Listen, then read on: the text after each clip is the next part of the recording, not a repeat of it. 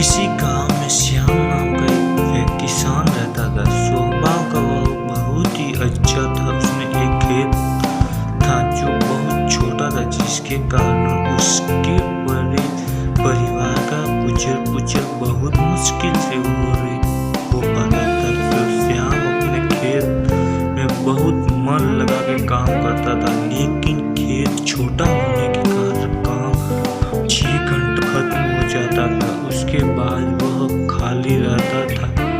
काम के बाद वह खाली समय श्याम को बिताना बहुत ही भारी पड़ता था।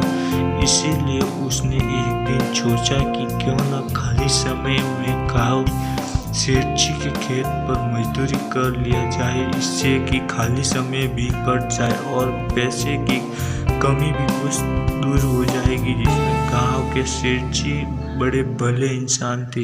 श्याम जब उनके पास मांगने गया तो सेठ जी ने कहा, तुम्हें मेरे खेत में मजदूरी करने की जरूरत नहीं है।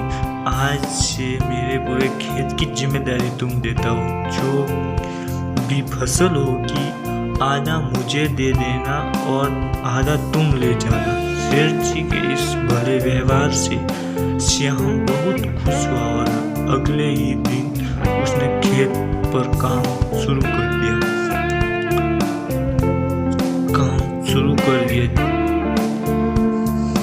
वह प्रतिदिन सबसे पहले अपने खेत का काम खत्म करता और फिर सेठ जी के साथ एक दिन दोपहर को जब श्याम सेठ जी के खेत में हल चला रहा था, उसी वक्त उसका पैर किसी सख्त चीज के टकराया। जब उसने मिट्टी हटाकर देखा तो वह बहुत ही मिट्टी से बना हुआ था छोटा